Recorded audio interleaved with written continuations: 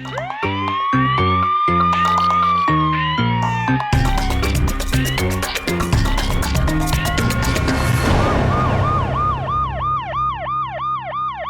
वालेकुम नाज़रीन, प्रोग्राम जुर्म बेनकाब के साथ मैं हूं कैसर खान। नाज़रीन, ज़मीन, जायदाद, रुपया, पैसा बाज़ औक़ात इंसान को इस हद तक अंधा कर देता है कि अपने ही अपनों की पहचान को भूल जाते हैं। अपने सगे भाइयों का खून सफ़ेद हो जाता है और सगे भाई अपने भाइयों की जान ले बैठते हैं। एक ऐसा ही वाक़या पेश आया पतोकी के गांव में, जहां पर एक छोटे सगे भाई ने अपने बड़े सगे भाई को मुबैना तौर पर डंडों, सोटों और सरियों के वार करके मार डाला। वजह क्या थी? जमीन का एक टुकड़ा। आज के प्रोग्राम जुर्म बेनकाब में हम इसी जुल्म और जुर्म को बेनकाब करेंगे। ये बड़ा अफसोसनाक वाक़या जो कि थाना सदर पतोकी की हदूद में पेश आया। ये नवाही गांव है ढोलन। वहाँ पे एक भाई दूसरे भाई से उनकी जगह पे कब्ज़ा करने के लिए या उनसे अपना हिस्सा लेने के लिए, यानी लालच में ज़मीन का छोटा सा टुकड़ा लेने के लिए उसके घर में जाता है, अपने भाई को मारता है और वो इस हद तक तैश में आ जाता है कि अपने सगे भाई की जान ले लेता है। जब ये वीडियो सोशल मीडिया पे वायरल होती है तो पुलिस हरकत में आती है। उसके बाद एफआईआर होती है। एफआईआर होने के बाद एफआईआर का अभी तक कोई भी नामजद मुलज़म है जो वो गिरफ़्तार नहीं हो सका। और दूसरी जो अफसोसनाक बात यह है कि जिस भाई ने उस ज़मीन के टुकड़े के लिए, रिश्ते जो होते हैं वो एहसास के होते हैं, खून के रिश्ते नहीं होते, रिश्ते एहसास के होते हैं। जब एहसास ख़त्म हो जाए तो फिर रिश्ते नहीं रहते। और इसमें एहसास ही ख़त्म हुआ और इसने उसकी जान ले ली। वो ज़मीन का टुकड़ा भी गया, उससे अपना भाई भी गया। अगर ये थोड़ी सी बात को बर्दाश्त करते, यही सोच लेता कि ये ज़मीन का टुकड़ा जो है वो यहीं पे रह जाना है और मेरा भाई जो है वो अगर चला गया दुनिया से तो वो मुझे दोबारा नहीं मिलेगा, तो फिर ये वाक़या ऐसा अफसोसनाक नहीं होना था। इस वक्त हमारे साथ मौजूद हैं मकतूल जो शख्स हैं, उनके बेटे और इस केस के मुद्दई हैं। उनसे हम बात करते हैं। सबसे पहले भाई, बड़ा अफसोस है हमें, अल्लाह ताला आप लोगों को सब्र दे, हिम्मत दे। ये झगड़ा शुरू कब हुआ, कैसे हुआ, इस हद तक कैसे पहुंच गया कि वो लोगों ने आप लोगों के घर पर ही हमला कर दिया? इस सारे मामले के हवाले से बताएं और किससे झगड़ा चल रहा था भाई? ये एक पंचायती मामला है। इसमें तकरीबन 3 हिस्से बनते हैं और उनका हिस्सा उनको मिल चुका था। उनका गांव में हिस्सा है, वो अपनी जगह पर रह रहे हैं, तो हम अपनी जगह पे तकरीबन 40-50 साल से इधर रह रहे हैं। तो उन लोगों ने पंचायती हिसाब के मुताबिक उन लोगों ने हमारे घर पर आके सुबह 5 बजे नमाज का टाइम था, मैं सोया हुआ था, मेरे अब्बू ने नमाज़ पढ़ी और वो बाहर निकले और वो अपने 2 मोटरसाइकिलों पर सवार और पीछे मेरे चाचा साहब और मेरे फूफो साहब वो लेके अपने दूसरे बंदों के बाहर के बंदे थे और अपने के बेटे थे। आपके चचा और आपके फूफो ये लोग आए हैं? जी। और लोग भी साथ लेके आए हैं? जी। आपके अब्बू उस वक्त कहाँ पे थे? मेरे अब्बू नमाज़ पढ़कर बाहर आ रहे थे। अच्छा जी। तो फिर क्या हुआ, सारा बताएं। उन लोगों ने आकर मेरे अब्बू से कहा कि हम इस जगह पर कब्ज़ा करने आए हैं। तो मेरे अब्बू ने कहा ये आज इस जगह का केस चल रहा है तो आज का वेट कर लें, तो जो फैसला होगा तो हम इस पर कायम हैं, तो आपको जो जगह मिलेगी हम आपको दे देंगे। तो उन लोगों ने कहा नहीं, हम आज ही जगह लेंगे और इस जगह पर आज ही कब्ज़ा करेंगे। उन लोगों ने मेरे फूफो जो हैं उस लड़कारा मारा और मेरे अब्बू को बेदर्दी से खींचा अपनी तरफ और मारना शुरू कर दिया। ईंटों, सरियों, डंडों से वार किया है उनके बेटों ने और बाहर के लोगों ने, और मेरे चाचा साहब और वाले फूफो साहब, उन सब ने मेरे वालिद साहब को बेदर्दी से मारा। ये जो चचा है ये आपके वालिद सगे भाई हैं ना? जी। होता है ना, कोई सौतेला भाई निकला था, उस तरह का मामला नहीं है, सगा भाई है। सगा भाई है। तो इस जमीन जायदाद के झगड़े से पहले मामला ठीक थे आप लोगों के? घर आना जाना, खाना पीना सब कुछ ठीक था? जी बिल्कुल ठीक था। अच्छा, तो ये कब से मसला शुरू हुआ ये वाला? ये मसला जब से शुरू हुआ, जब से तकरीबन ये जगह की तकसीम हुई है, ठीक है, उसके बाद ये झगड़ा मामला शुरू हो गया है।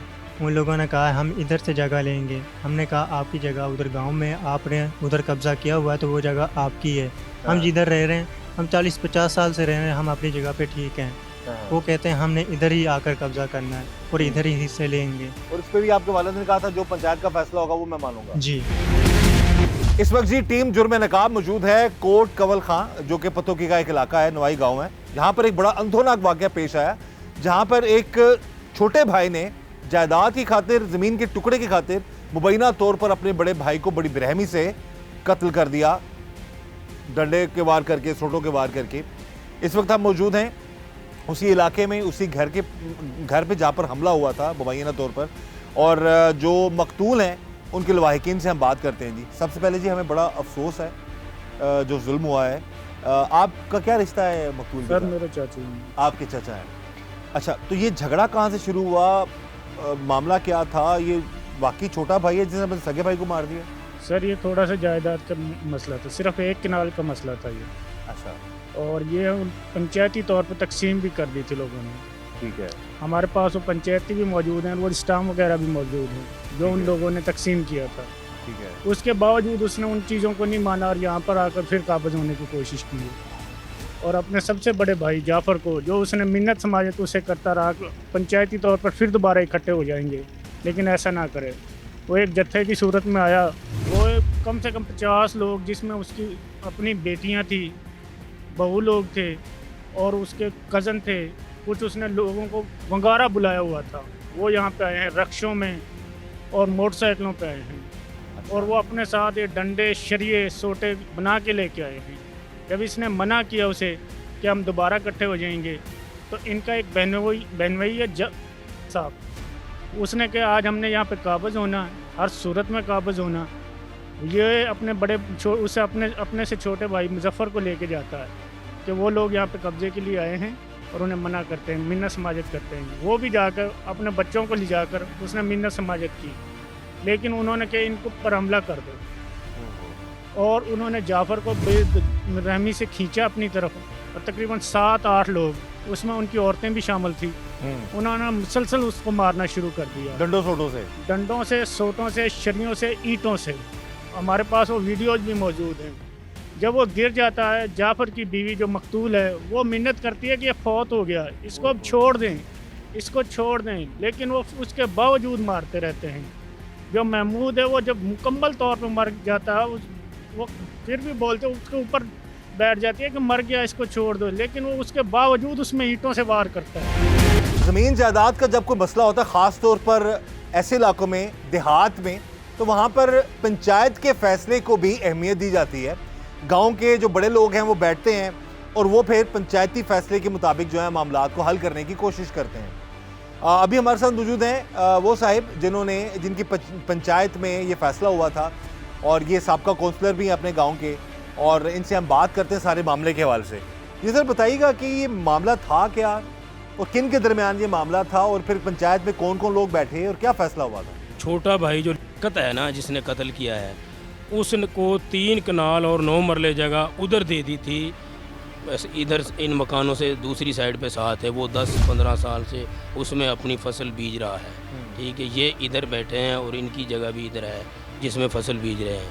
जो ये रहायश वाली जगह है ना, लियाकत का इस जगह से कोई ताल्लुक वास्ता नहीं। ठीक है। उसको वो गांव वाली जगह, तीनों भाइयों की इकट्ठी जगह थी, इस जगह के बदला में वो जगह दे दी थी, और उसने स्टाम्प भी लिख के दे दिया है, अगर ये जगह अपने नाम करवा लें तो मुझे कोई एतराज़ नहीं है। अच्छा। अदालत के ज़रिए भी करवा लें, या वैसे मैं बयान देने को भी तैयार हूँ। पंचायत ने फिर क्या फैसला किया था? ये जगह पंचायत- आपके वालिद को मिल गई? ये जगह मेरे वाले साहब को मिल गई और वो जगह उन लोगों को मिल गई।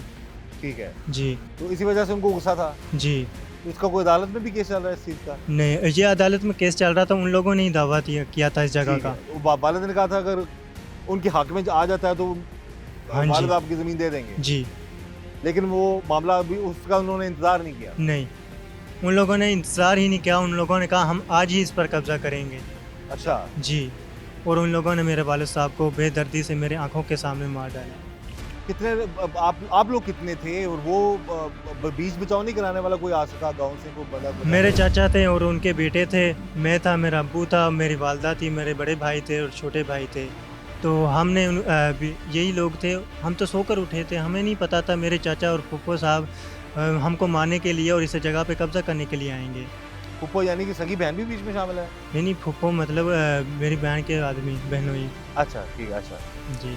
अच्छा, वो आपको नहीं आइडिया था कि वो इसे मारने के नीचे आए हुए लोग? हमें तो पता ही नहीं था, हम तो सोकर उठे थे। हाँ। हम सो के उठे थे और बाहर देखा तो ये शोर डला हुआ था। हम बाहर जाकर देखा तो अब्बू जी को खींच के लेके जा रहे हैं अपनी तरफ, और सरियों डंडों इंस्ट्रूमेंट से में वार किया उन लोगों ने। नाज़रीन, आप देख सकते हैं कि इस बच्चे ने बता दिया, आप आंखों देखा हाल, और क्या गुजरी होगी और क्या गुजर रही होगी इस खानदान पर। यानी कि इसके बोलने के अंदाज से भी अंदाज़ा लग रहा है कि कितने कर्ब और कितनी तकलीफ में है ये बच्चा, कि अपनी आंखों से देखता रहा है कि किस तरीके से उन जालिमों ने इसके वालिद को तशद्दुद का निशाना बनाया। और वो जालिम कोई और नहीं थे, वो अपना ही खून थे, इसके चचा थे और मकतूल का सगा छोटा भाई था। और ये बता रहे हैं ईंटें, डंडे, सोटे, और बीच में और घर वाले भी मौजूद थे और लोग भी मार रहे थे इनको। इन्होंने बचाने की कोशिश की। बच्चे, आपने बचाने की कोशिश की? जी, मैंने बचाने की कोशिश की थी, लेकिन मुझको भी मारा उन लोगों ने। ज़्यादा थे वो लोग? जी, बहुत ज़्यादा लोग थे, तकरीबन 40-50 लोग थे। वो लेकर आए थे अपने लोगों को, बाहर के लोग भी थे, अपने घर के लोग भी थे, औरतें भी लेके आए थे। आकर उन लोगों ने आप सीधा लोगों ने कहा नहीं कि जगह कब्जा कर लो, हमें छोड़ दो, मेरे बाप को छोड़ दो? हमने तो ये कहा जो आज केस चल रहा है, आज लास्ट तारीख है, तो इस पर जो होगा हम देख लेंगे और उस पर हम कायम हैं। आपको जगह मिलेगा हम आपको दे देंगे, अगर हमें आ रहे जिम्मे आती तो हम अपने पास रख लेंगे। उन लोगों ने कहा नहीं, हम आज ही कब्जा करेंगे और अभी करेंगे। मौत हो जाती है, मरे हुए को मारते रहे हैं लोग, मारते रहे ईंटें, डंडों से। ये तो ये मुजफ्फर ये मारता रहा उसे। तो ये कितनी देर सारा झगड़ा होता है? बचाने वाले कोई लोग नहीं आए? सर, बीच बचाव नहीं सुबह हुआ? फर्स्ट टाइम था ये जाफर बिन जो मकतूल है, नमाज पढ़ के अभी बाहर निकला है। सुबह तकरीबन ये 5 बजे का वाक़या। यहाँ पे जितनी देर में लोग इकट्ठे होते हैं वो अपना काम दिखा देते हैं, 15 से 20 मिनट मुसलसल मारते रहते हैं। नाज़रीन, आप देख सकते हैं जी कि ज़मीन के टुकड़े की खातिर ना ये ज़मीन या ना ये पैसा ना ये जायदाद कुछ भी साथ लेके नहीं जाना। और एक छोटा भाई उठता है और मुबैना तौर पर वो जायदाद जिसका पहले से बकौल इनके पंचायती तौर पर फैसला हो चुका था और वो अपना अपना हक सबको मिल चुका हुआ था, उसके बावजूद उस जगह को हासिल करने के लिए बकौल मकतूल के लवाहिकीन के हमला कर दिया जाता है। सुबह के टाइम जब नमाज पढ़ के वो वापस आता है, वो भाई इस बात से जान था कि आज जो उसने नमाज पढ़ी है उसकी आखिरी नमाज होगी, और उसको मारने वाला कोई और नहीं, उसका अपना सगा भाई, छोटा भाई उसको मारने आ रहा है।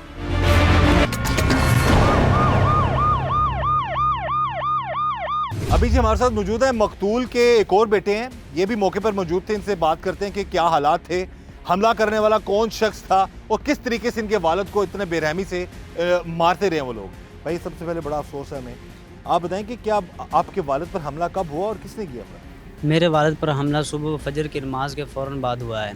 उस पर हमला करने वाले मेरे चचा और चचाजाद भाई, और उसके बाद जो फूफा उसके बेटे, और जो है ना बाहर से उन्होंने हमला बुलाया हुआ था, जो यानी कि उनके रिश्तेदार थे या जो भी थे, बाहर से उन्होंने लोग इकट्ठे किए हुए थे। यानी कि जिन्होंने हमला किया आपके अब्बू के सगे भाई? हाँ जी, वो मेरे अब्बू के सगे भाई हैं, हमारे चचा हैं वो, और जो है हमारे फूफा हैं, सगे फूफा। तो आपको कब पता चला? आप उस वक्त वो अकेले थे जब उन पर हमला किया? सब हाँ जी, मैं भी नमाज़ पढ़कर जो सुबह आया हूँ, तो अब्बू भी जो नमाज़ पढ़ रहे थे उस वक्त। नमाज़ पढ़ने के बाद जो है फ़ौरन बाद वो आए हैं, आकर ईंटें डालना शुरू कर दी उन्होंने इधर, और अपने साथ जो है मोटरसाइकिलों पर, रक्षों पर जो है बंदे लेकर आए हैं। उन्होंने आकर जो ईंटें गिरने शुरू की हैं। तो अब्बू बाहर गए हैं पहले अकेले, क्योंकि हम तो घर पे थे, बाकी दूसरे भाई सोए हुए थे, जो चाचू के बेटे वो भी तमाम लोग जो सोए हुए थे अपने कामों में, जो चचा थे वो अपने कामों में लगे हुए थे। बाकी वो आए हैं, आकर उन्होंने ईंटें गिरनी शुरू किए थे। अब्बू अकेले बाहर गए हैं पहले। अच्छा। तो वो बाहर गए, आकर उन्होंने जो है हमें इतला दिए, फिर चचा को इतला दिए कि इस तरह वो लोग आ गए कब्ज़ा करने के लिए। तो आए, हम उनको जाकर जो है ना रोकते हैं, उनसे बोलते हैं कि जो है ना हमारी आज तारीख है, जिस तरह भी है हम जो है बैठकर इस बात को जो है मसले को हल कर लेंगे। तो उन्होंने बोला है कि नहीं, हमने जो है आज ही काबिज़ होना है, आज ही हमने इधर कब्ज़ा करना है। तो वो अब्बू अकेले आगे गए, बाकी जो है पीछे थे, जो दूसरा जो है यानी कि हम भी और दूसरे भाई भी, वो मेरी वालदा और जो घर में जितने भी फ़र्द थे वो तो बाद में आए। तो वो अब्बू को अकेले जो खींच कर ले गए, उसके साथ जो लोग थे उन्होंने उन पर तशद्दुद करना शुरू कर दिया, ईंटों, शरियों और जो है ना डंडों के साथ मार करना शुरू कर दिया। तो मेरी वालदा गई है, उन्होंने बोला है, उनकी जो है मिन्नत समाजत की है, हाथ जोड़े, उन्हें बोला है कि जो है आप छोड़ दो, जिस तरह आप कहोगे हम कर लेंगे, अगर आप बोलते हो कि यहीं से हमने हिस्सा लेना तो वो भी दे देंगे आपको। लेकिन उन्होंने बोला नहीं, हमने ये नहीं, हमने आज ही काबिज़ होना, आज ही कब्ज़ा लेना है, जो भी करना हमने आज कर कर जाना है।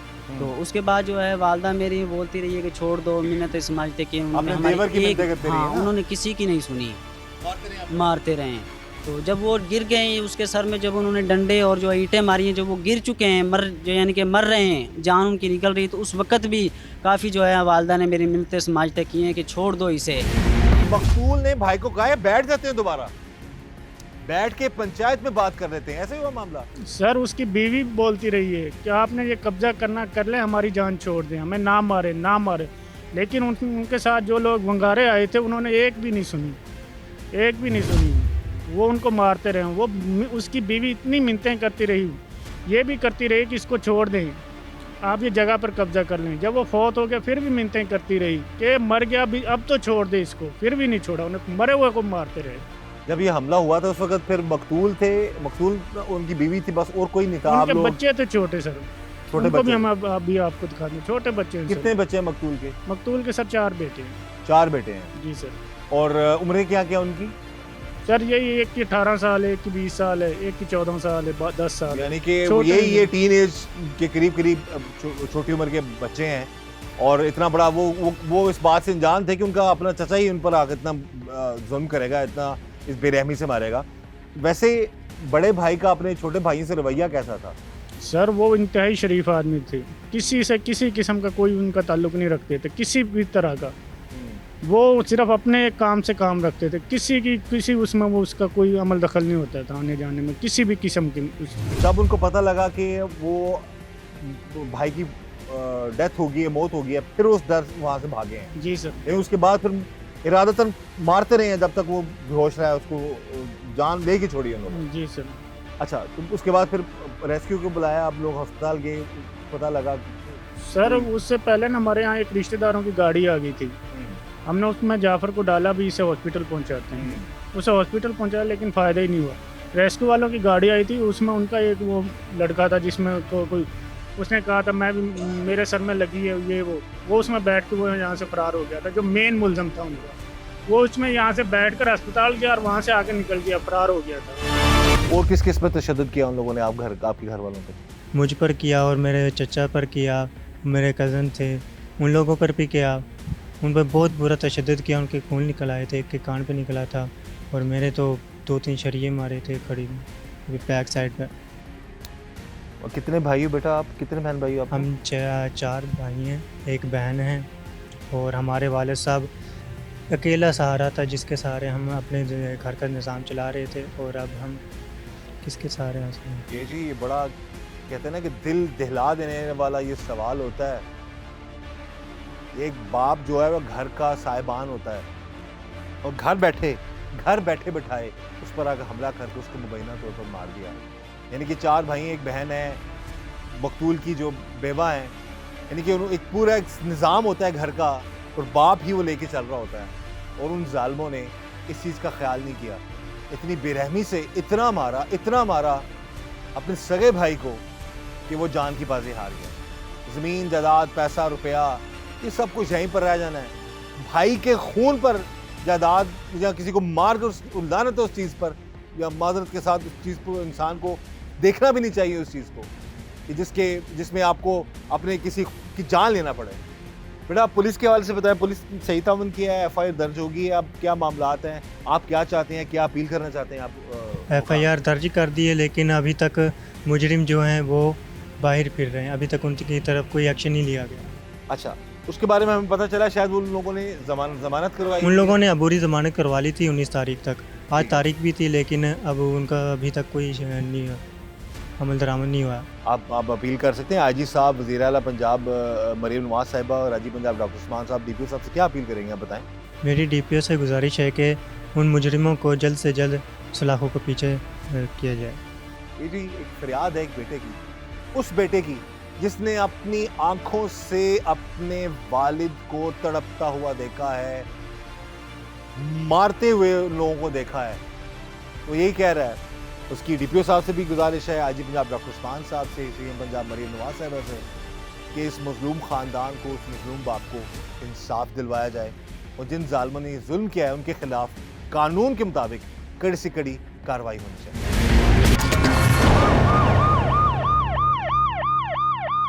आप लोगों ने आगे जाके बचाने की कोशिश नहीं की? हम जब की हमने बचाने की कोशिश की तो उन्होंने हमें भी पकड़ लिया है आप यानी कि दो जो लोग ज्यादा मेरे लोग भाई थे थे, जो चचाजाद भाई थे, उन सब को उन्होंने पकड़ लिया, क्योंकि हम 3 4 5 7 लोग थे, वो कम से कम 40 लोग थे, तो उनके सामने हमारा क्या मुकाबला। तो आपकी जो वालदा है वो अरे देवर भी भाई होता है, उसके हाँ, आगे हाथ देवर भी जोड़ती भाई है, होता है उनके, छोड़ दो। छोड़ दो। जो है हमारे फूफा थे, उनके बेटे थे, सबसे उन्होंने बोला कि छोड़ दो इसे, छोड़ दो।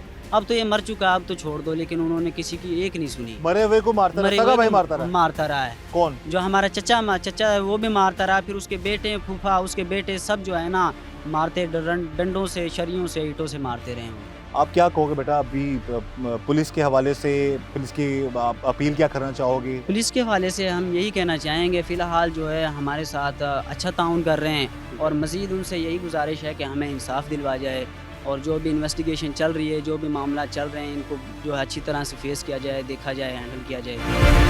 बड़ा भाई मान चुका हुआ था कि जो भी इसका बेहतर हाल है वो निकाल के दे दे। उसने तो कह दिया था जहाँ से आपका जी चाहे उनको दे दें, कोई मसला नहीं है। और मैंने भी उसको बुलाकर इनके बहनोई को कह दिया भैया आप जहाँ से लेंगे दे दें, कोई मसला नहीं है। अगर उनके मकान भी देने पड़े तो वो दे देंगे, आपसे नहीं वो कोई बात करें। लेकिन उसी दिन फिर सुबह आगे हमला कर दिया। उससे एक दिन ठहर गए, दूसरे दिन आके इधर हमला कर दिया। मुझे पता लगा सुबह तकरीबन 6 सवा 6 बजे जी वो जाफ़र को उन्होंने कत्ल कर दिया। हम इधर आए तो हमें पता लगा, पत्तू गया, हम फिर अस्पताल में चले गए पीछे, तो उधर से इतनी देर में वो भाग गए थे, वहाँ मौजूद नहीं थे। तो ये सारे मामले में, इस सारे मामलात में जो असल मुल्ज़िम है वो सगा छोटा भाई है। उस बंदे सगा का। छोटा भाई है, और इनका बहनवई है, और बहनवई के 2 बेटे हैं, और इसके भाई का एक बेटा है। किस तरह हमला किया, किस तरह जुल्म किया अपने भाई पे, किस तरह मारते रहे? ये गांव से मोटरसाइकिलों पे और लोडर रक्षा ईंटें वगैरह लेकर आए थे, तो इन्होंने आकर यहाँ हमला किया है। तो वो जाफ़र जो है, यहाँ मस्जिद है साथ ही, नमाज़ पढ़ के उधर से आया, वो अभी पहुँचा ही है आके, तो ये आगे से आ गए हैं। तो उससे इनकी आमना सामना हो गया, उससे झगड़ा हुआ है। बस जैसे दूसरे गए बंदे जाते रहे हैं, उससे पहले उसको तो इन्होंने कत्ल कैसे कर मारा दिया। इन लोगों ने? डंडे थे, शरिये थे, ईंटें थी, इनसे मारा। मेन मुल्ज़िम आपने किस किस को नामजद कर? सगा भाई जो है वो भी अपने भाई पे हाथ उठाता रहा है। सर सगा भाई मेन उस पर मारता रहा, उसे शरियों के वार करता रहा। अभी क्या मामला है, क्या हालात हैं? सर अभी पुलिस का रवैया आपके साथ कैसा था? FIR आपकी टाइम पे दर्ज हुई, और आप क्या पैगाम देना चाहेंगे? सर पुलिस का रवैया हमारे से बिल्कुल ठीक है। हम वहाँ थाने गए थे, SHO साहब मिले थे, उसने भी बोला था इंशाल्लाह मैं आपके साथ हूँ, आपके साथ जुल्म हुआ। वो यहाँ मौके पे भी आए थे, DSP साहब भी यहाँ पे मौके पे आए हैं, और हमारी कल भी उनसे मुलाकात हुई थी। उन्होंने कल भी हमसे यही कहा भी इंशाल्लाह हम आपके साथ पूरा वो करेंगे, आपके साथ जुल्म हुआ है, इंशाल्लाह हमारी वजह से केस ख़राब नहीं होगा। DPO साहब से गुजारिश है, इन्वेस्टिगेशन जो भी है वो सब प्लीज़ कहें कि जल्दी केस मुकम्मल करे, ताकि मुलज़िम के इक़्तिदार तक पहुँच जाए।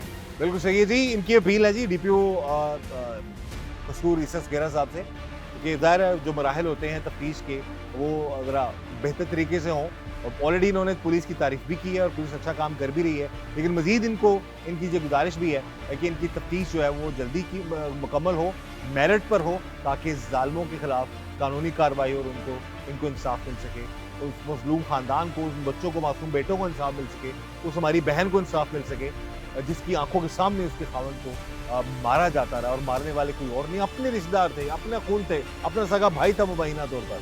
बहरहाल हम यही चाहते हैं कि ऐसे मामलात ना हो, कोई कभी किसी पे जुल्म ना करे, और यही दुआ है हमारी कि ऐसे अगर भाई हैं तो ऐसे भाइयों से अल्लाह बचाए। इस दुआ के साथ कि अल्लाह ताला हम सब पर रहम करम और फजल फरमाए, अल्लाह ताला हमें हर तरह और हर किसी के शर से बचाए। मुझे इजाज़त दीजिएगा, अल्लाह हाफ़िज़।